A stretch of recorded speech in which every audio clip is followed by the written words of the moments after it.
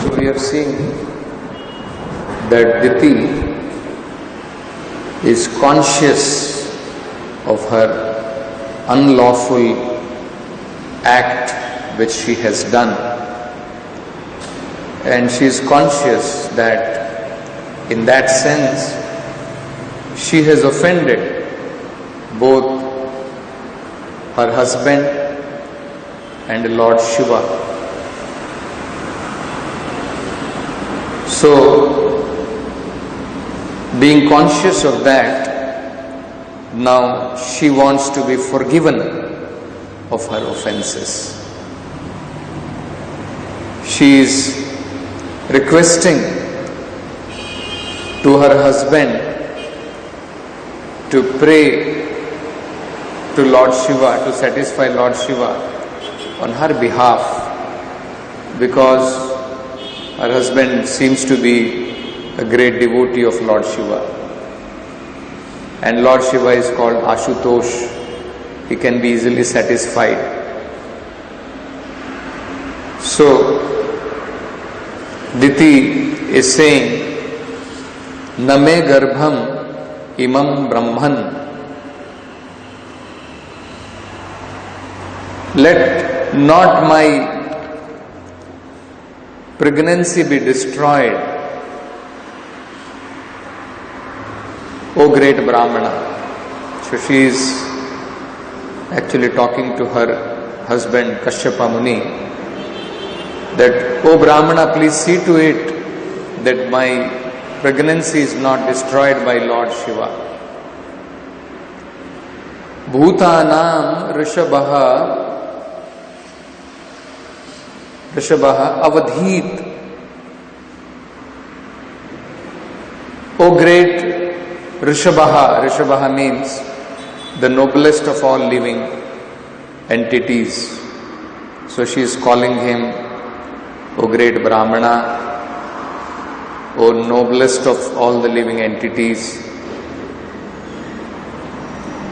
So let him not kill my pregnancy. Avahit means killing.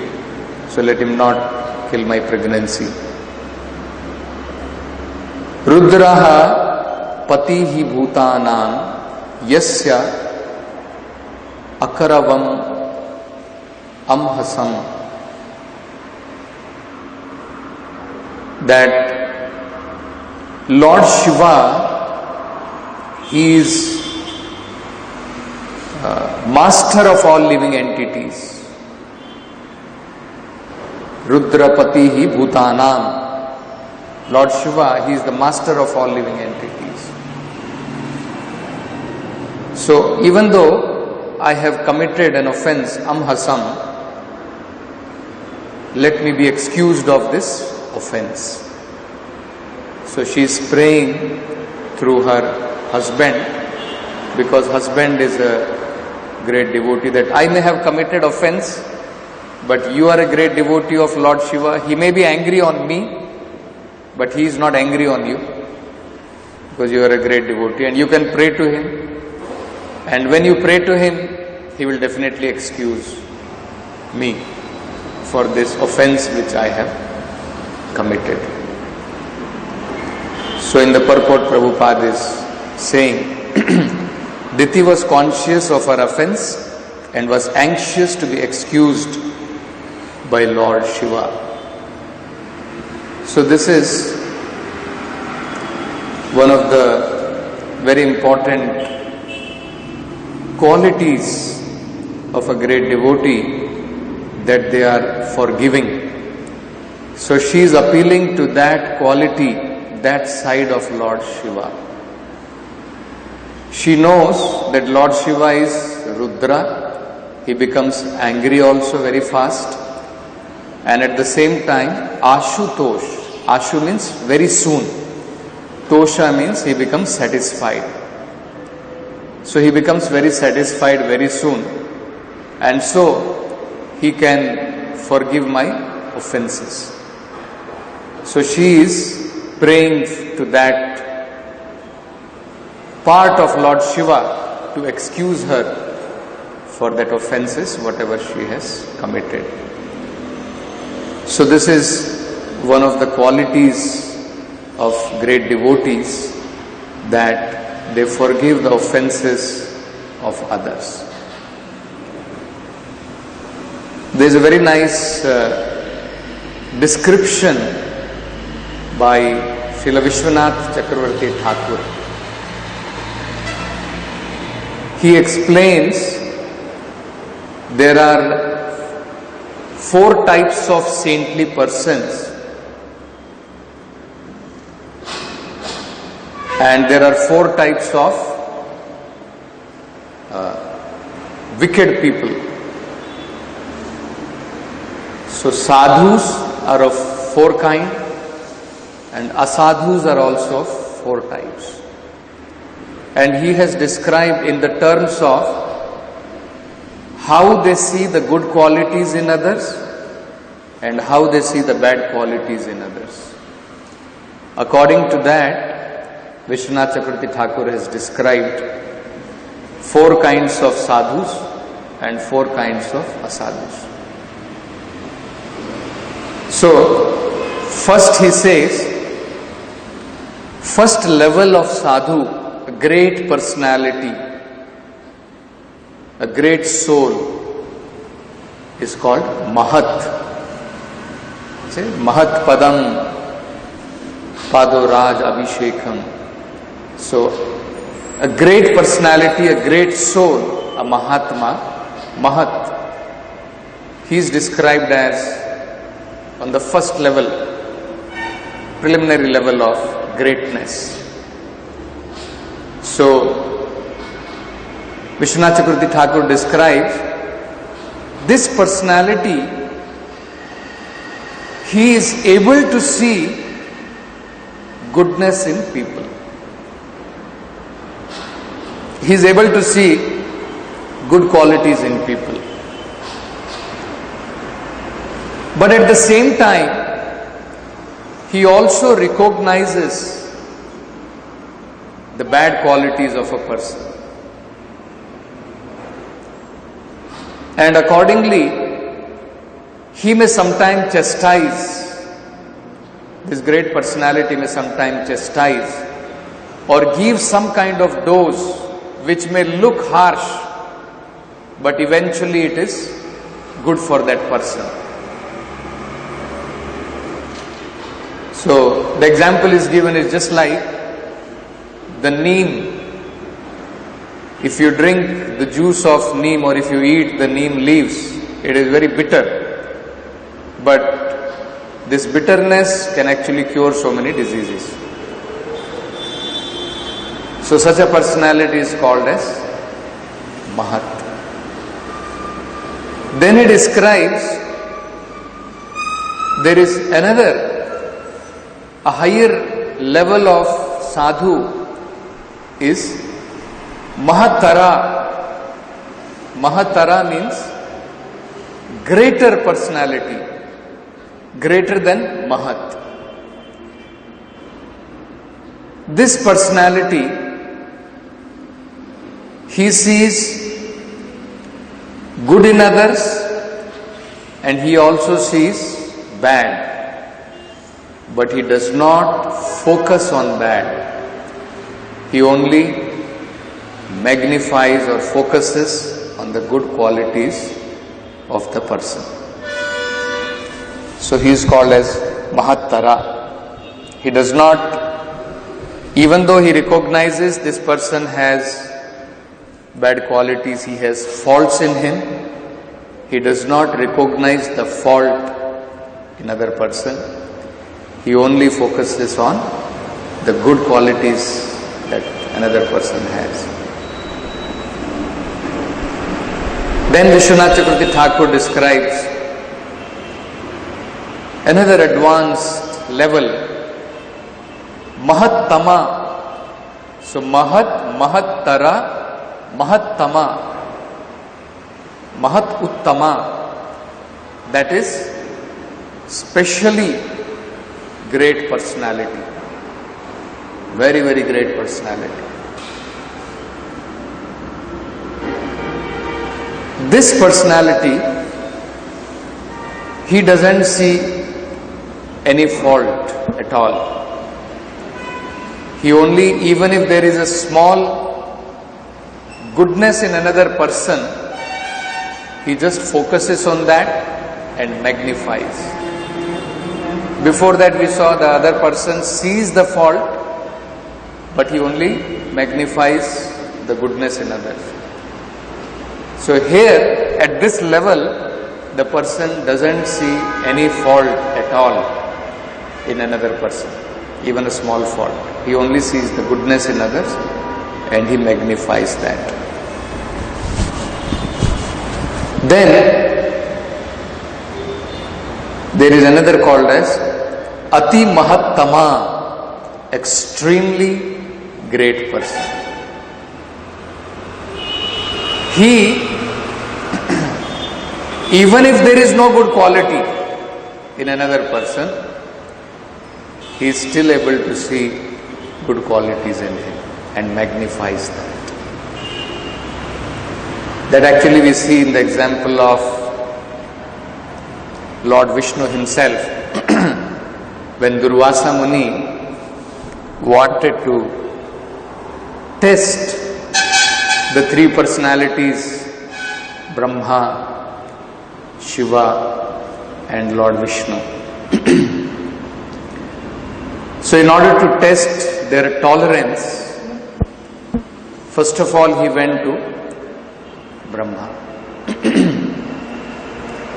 So when he went to Lord Brahma, he called him by different ill names and did not give respect, even though Brahmaji is of the superior position.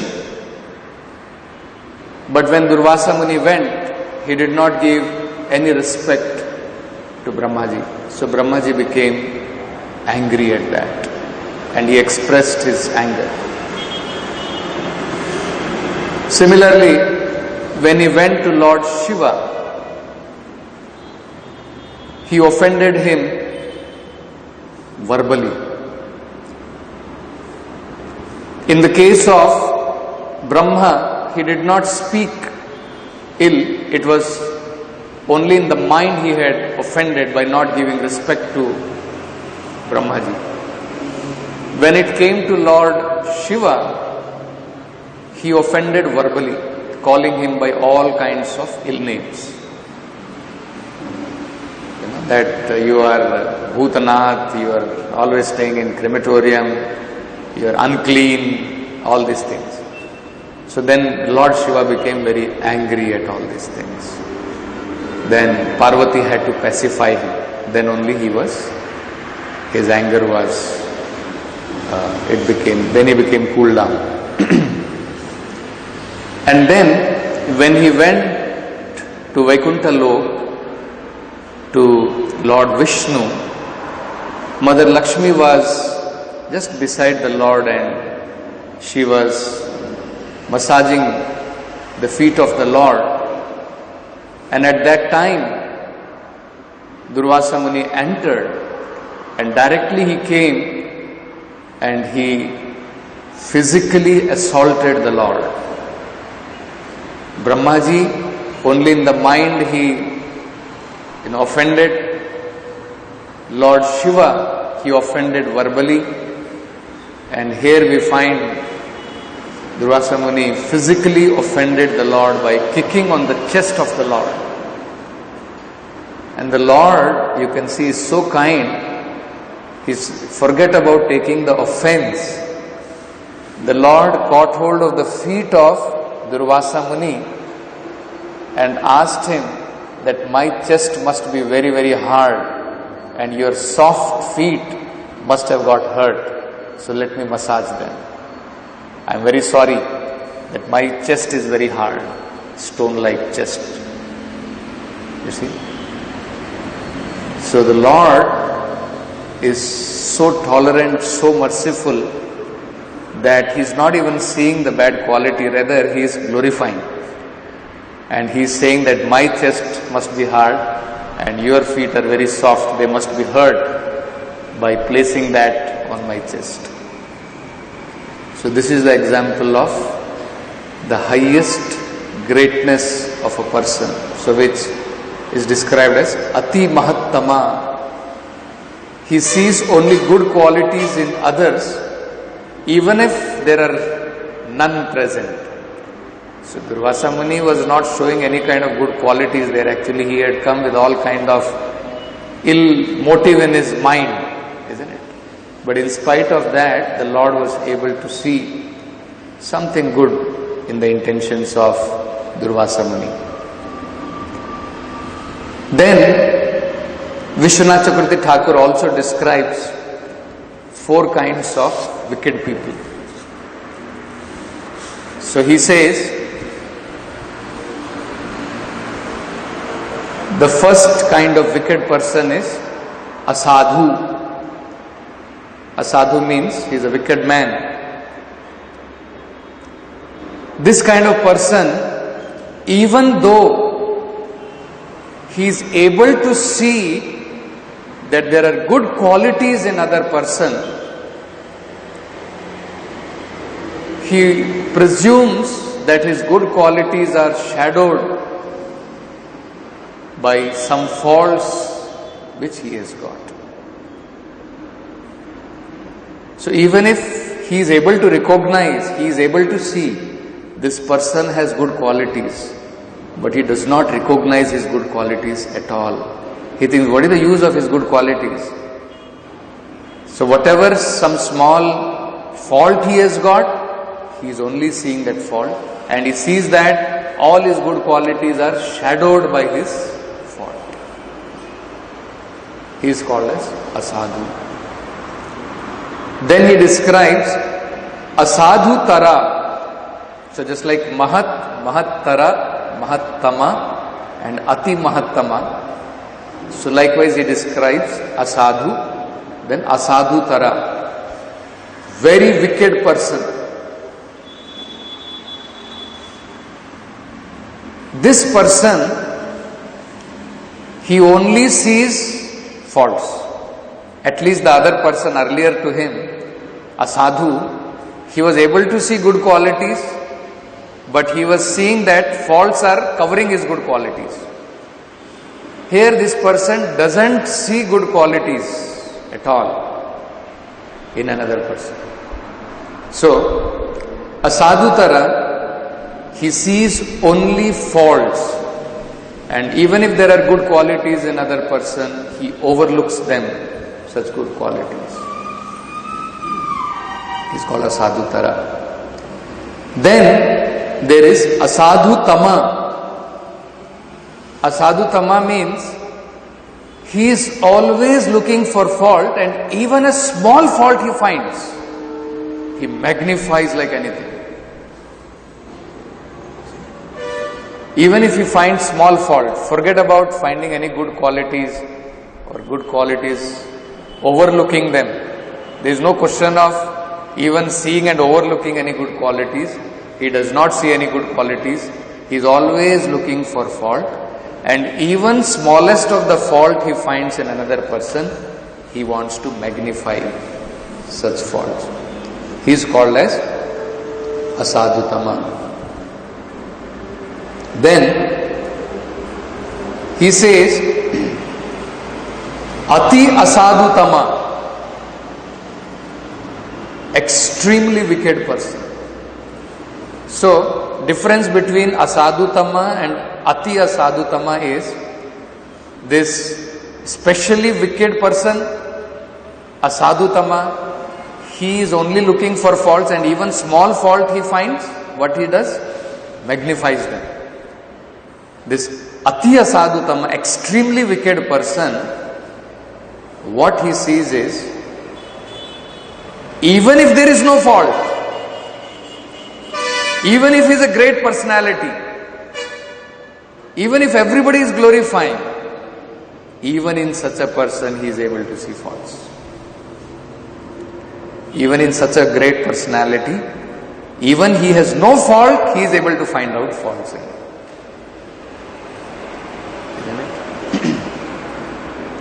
Just like we see the example of, in Lord Chaitanya's Leela, we see the example of Ramachandra Puri. So Ramachandra Puri, he was always trying to find fault. Isn't it? We see the example that how when Lord Chaitanya was invited, and when Lord Chaitanya Mahaprabhu was invited to eat prasadam, so sumptuously he would feed the devotees, and then when they will eat, he will come and see how they are eating. They are supposed to be sannyasis. Isn't it? And then he will see Chaitanya Mahaprabhu's, he will say Chaitanya Mahaprabhu's room, if there are some ants, he will criticize. See, he must be eating lot of sweets. He is thinking he is sannyasi, but he is eating lot of sweets. If there are ants, he must be eating sweets. So even if there are no bad qualities, somehow or other, he wants to point out. Even among the good qualities, he wants to point out bad in them. So Vishwanath Chakravarti Thakur describes this. So as we can see that very nicely he describes about the greatness of the devotees of the 4 levels. So Lord Shiva is one such great personality. So understanding that actually he is a great personality, Diti wants to take advantage of that greatness of Lord Shiva, that he can be very easily pleased, and even if some fault is there, he can forsake or he can just forgive my faults in that sense. So because that is one of the great qualities of devotees. So just like, actually speaking, even just like we see in the example of Lord Krishna himself, Prabhupada gives the example that even when Putana came to kill Lord Krishna, Krishna did not see her intentions. He only saw the good part. What is the good part he saw? That somehow or other she has fed me milk. You see? This is the greatness of the Lord. The Lord was able to see that somehow or other she has fed me milk. So she should be given the position of a mother. So immediately Putana was liberated from this world. Even though actually she came with ill intentions, she was not having the intention of like Yashoda Mai to feed Lord Krishna. But even that small part the Lord saw, and he glorified, he magnified that, and Putana was thus liberated. So that is the greatness of these great personalities. So similarly, Diti wants to take advantage of this greatness of Lord Shiva, that he is Ashutosh, he can be very easily satisfied. So if somehow or other Lord Shiva can be satisfied by my husband, because he is a great devotee of Lord Shiva, then probably my pregnancy can be saved. So that is why she is praying like this. So Prabhupada is saying in the purport, Diti was conscious of her offense and was anxious to be excused by Lord Shiva. Another important thing we can understand from this is that actually this is an important Vaishnava etiquette we should learn even from Diti, even though she is not a great devotee like that. But at least we can learn this important Vaishnava etiquette, that if we have offended a Vaishnava, if we have offended a devotee or any living entity for that matter, if we have offended, we should ask, we should regret, we should first of all recognize that yes, I have committed an offense, we should regret that offense, and we should plead for forgiveness. And Vaishnavas are, we all understand, Vaishnavas are Vancha Kalpatribhyascha Kripa Sindhu Bhevacha Patita Nam Pavanebhyo Vaishnavebhyo Namo Namaha. We see that example even in the life of Prahlad Maharaj. Even though his father had committed the greatest of offense to his son, but his son was willing to not only forgive him, but he was asking the Lord that please forgive my father. You see, we see that example in the example of when who is that one great devotee of the Lord, Savai Manaha Krishna Padar Vinde, Amrish Maharaj. We see that example in the life of Amrish Maharaj also. Durvasa Muni offended him just for taking water. Actually, taking water is not considered to be breaking of the fast. So, he had not broken the fast in that sense. But in spite of this small thing, Durvasa Muni became so much angry on him, and he created a demon, and with the demon he wanted to kill Amrish Maharaj. And then, when Durvasa Muni, he first of all, he did not understand that actually it is my offense. He never regretted his offense, isn't it? He tried to take shelter of some other personality. By taking shelter of some other people, maybe I will be able to save myself. Why should I approach Amrish Maharaj and ask him for forgiveness? So he went to Lord Shiva, he went everywhere, went to Brahma, and he was not able to get. He even went to Lord Vishnu. So even Lord Vishnu did not, he said that even I cannot excuse you. But if you go to Amrish Maharaj, fall at his feet, and if he is able to pardon him, then there is a possibility. Otherwise, there is no possibility. So the moment Durvasa Muni came, immediately Amrish Maharaj embraced him. You see, forgetting about any kind of fault he would have committed. He wanted to kill him, but immediately Amrish Maharaj embraced him. This is the quality of a great devotee. So this is what we can, another important lesson we can learn is that Diti was regretful. She recognized her fault. She recognized that she has committed an offense. And then now she is actually, this is how we should be also dependent on the personality. In the next shloka, she is praying to Lord Shiva that my dear Lord Shiva, you are a great personality, isn't it? If you want, you can save my pregnancy. If you want, you can kill my pregnancy. That means dependent. Just like Lord Chaitanya Mahaprabhu is praying, Ei Nanda Tanuja Kinkaram Patitam Mam Vishame Bhavam Budhav. Right? So he is praying that I have fallen into this material. Please place me as a dust of particle at your lotus feet. And even if you don't, adarshanaad marmahatam karotua. Even if you don't, either you embrace me or you don't embrace me. Isn't it? You leave me broken hearted by not giving your darshan. Still I am completely dependent on you. I am your servant. Still you are my master. Isn't it? So, like that, we can learn from Diti that just like she has now understood that I have committed this offense, so only method is if I just pray to Lord Shiva that yes, it is possible, I have committed offense. If you want, now you can kill my pregnancy. Or if you want, you are also Ashutosh, you can save my pregnancy. I am dependent on you.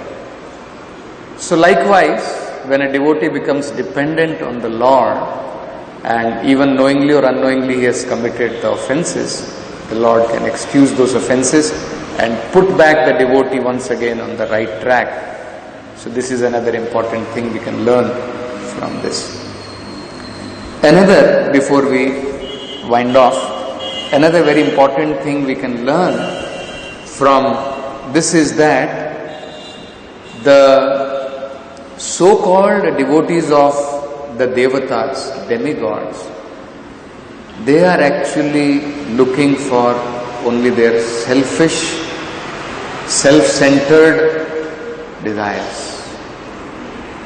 You see, somehow or other they want to just take care of their own selfish and self-centered desires.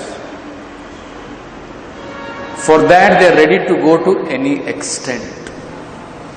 They are ready to go to extent of flattering a person. They're ready to go to extent of going and begging a person if it is required. But for their own selfish desires. He has nothing, maybe that may not be in his heart, but he's ready to do all those things externally. So we find here Prabhupada explaining that Diti was very clever in that sense. Actually, she is only thinking about her selfish desire. What is her desire? She has committed unlawful act. Now she wants to protect that act. Okay, by unlawful act, now I have got pregnancy. But still somehow or other, my desire is, it should be protected. That is the desire she is having. What is the desire? So for that, she is glorifying the husband. You are a great Brahmana, isn't it? You are best of the living entities. No doubt Kashyapa Muni is great personality. But at this instant, trying to glorify the good qualities is for a purpose. She is looking, she has got an agenda. The agenda is she wants her pregnancy to be safe. For that, if it is required, she will glorify the husband and she will glorify Lord Shiva also. She is not thinking about his Rudra aspect. Now she is only thinking about the aspect of Ashutosh. That my dear Lord Shiva, you are Ashutosh, you can be easily satisfied. And she is praying and she is begging to Lord Shiva, please save my pregnancy, even though I have committed an offense. But actually the motive is something different. The motive is, it's not for satisfaction of Lord Shiva, it is for satisfying her own desires. Bhakti Siddhanta Saraswati Thakur gives this as an example, that actually these worshippers of demigods, they are very, very selfish. Whereas the worshippers of Lord Vishnu, actually they are selfless.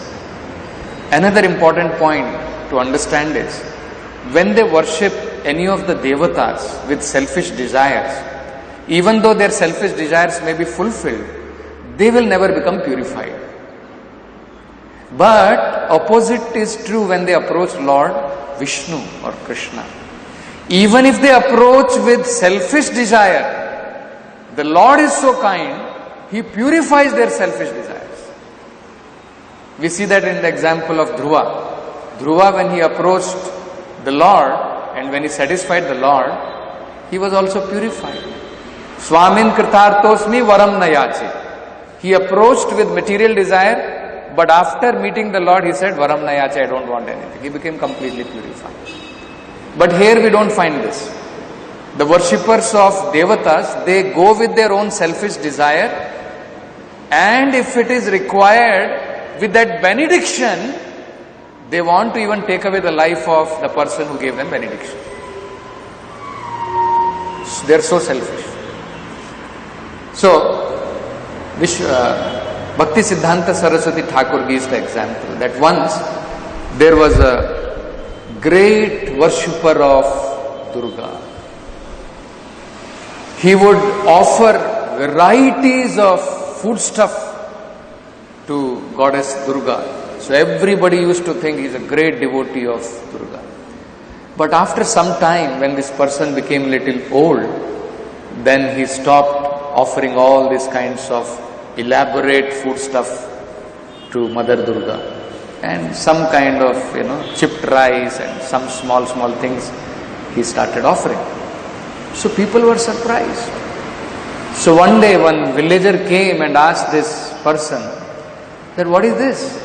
Earlier you were offering so many varieties of foodstuffs to Mother Durga, and now you are not offering, now you are offering very simple. So he said, I have become very old, I cannot eat all those foodstuff now. You see? So earlier I was able to eat, I was able to enjoy all that, whatever I used to get after offering. But now I am not able to enjoy, so why I should, isn't it? So the idea is, he is offering so that he can eat, not that he wants to satisfy Goddess Durga. So they have their own selfish desire. Prabhupada gives another example. He gives the example of Vrikasura.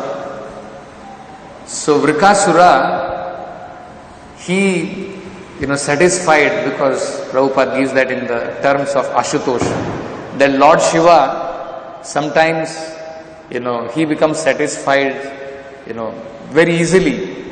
And at that time, sometimes his idea is basically, Prabhupada explains, he wants to get rid of these people. Okay, what do you want? Take this and get lost. That is the idea. They simply want to bother. So to avoid botheration, he says, okay, take and go. Like that. So Prabhupada explains in that term that sometimes he doesn't even consider what boon he is giving. And sometimes he becomes in trouble, and then Lord Krishna has to come and save him. So once it so happened that Vrikasura, he obtained a boon, that on whosoever head I will touch my hand, his head will smash. He will be immediately vanquished. And then after getting that boon from Lord Shiva, first he wanted to test on Lord Shiva only. And then Lord Shiva is running. That what kind of boon I have given to this person, now he wants to test it on me. Isn't it? Then when the Lord understood this, and he approached the Lord, he approached Lord Vishnu. So then Lord Vishnu came to his rescue. He said, what are you doing? He sent to Vrikasura. You are believing Lord Shiva? He is a liar number one. What boon he has given, nothing will work out. I challenge you, if it works out, you can test. Place it on your head and see whether it works. So somehow or other, the Lord, cleverly made that Vrikasura to put his own hand on his own head. And then he himself was destroyed. So, we can see the example of these so-called worshippers of Devata. Even though he has got boon from him, benediction from him, rather than thinking that at least I have got something good from him. Okay, misutilizing is one thing, and then misutilizing so much that even the benedictor who has given, I am ready to kill him, to test my boon, whether that boon is working or not. So these are the kind of people we can see the example of how selfish these demigod worshippers are. Another example we can see that how in the life of Duryodhana, how selfish these people are actually.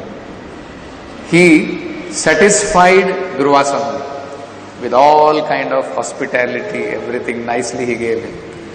And when Durvasa Muni is satisfied and he said, okay, I will give you one benediction. So he said, no, wait, I don't want it now.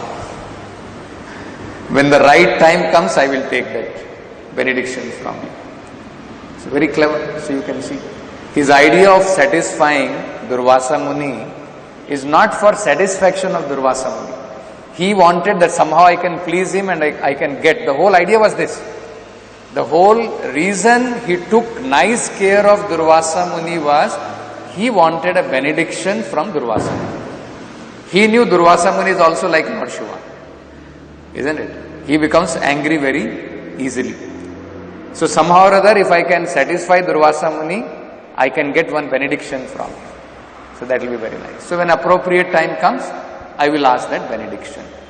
So when appropriate time came, then he said, now, so Draupadi was having that Akshay Patra, that vessel. So he knew that very well, that after she has eaten her food, then after that she will not be able to feed, because they are all in forest where they will arrange for meals. So he said, with all your 10,000 disciples, you should go to Draupadi, to their house, to the Pandavas' hut there. When Draupadi has finished her meal, then you should go and tell, now we are coming, arrange for our prasad. This is the benediction I want from you. So Durvasa Muni agreed, okay, I have given you this benediction, so I will have to agree with them. So then Durvasa Muni came with all his 10,000 disciples and he gave notice to Pandavas, we are going to take bath in the river and we are coming back after that, please arrange for our prasada. So they were all terrified, what is this? Now everything is already over, all, till everything is, she has already fed and she has washed the vessel, everything is over now. So then Draupadi understood that this is a very testing time. She completely depended on the Lord. Then the Lord said that, okay, whatever you have finally left over in that just give me that and I will eat that. So the Lord ate, and finally all the disciples of Durvasa Muni and Durvasa Muni, they were completely satiated. Their belly was filled. Yasmin tushte jagat tushtam. So when the Lord is satisfied, automatically everybody else becomes satisfied. And then they ran away from there itself. So we can see that how Duryodhana was also, when he is trying to do, all kinds of, he's taking austerity, he's, trying to give, good care of Durvasa Muni. But there is a motivation behind all of these things. So this is generally the tendency of those who are demigod worshippers. But Krishna, those who are worshipping the Lord, especially the pure devotees of the Lord, they don't even forget about their satisfaction. Even if Ananda they are getting, they don't want that Ananda if that is inhibiting the service of the Lord. Who will not welcome Ananda? Anybody, suppose if you are going to be happy by something, you are getting ecstasy, but if that ecstasy is coming in and inhibiting the service of the Lord, the devotee doesn't want that ecstasy also. There is example of Daruka, one of the servant of the Lord. He is fanning the Lord. So when he is fanning the Lord, he is getting ecstasy because he is fanning the Lord. It's not a small service, isn't it? And then because of ecstasy, what is happening? What happens when a person becomes ecstatic? He becomes completely stunned. He cannot move his hand. So then he is cursing, what kind of ecstasy is this? I don't want this ecstasy. I want to continue my service to the Lord.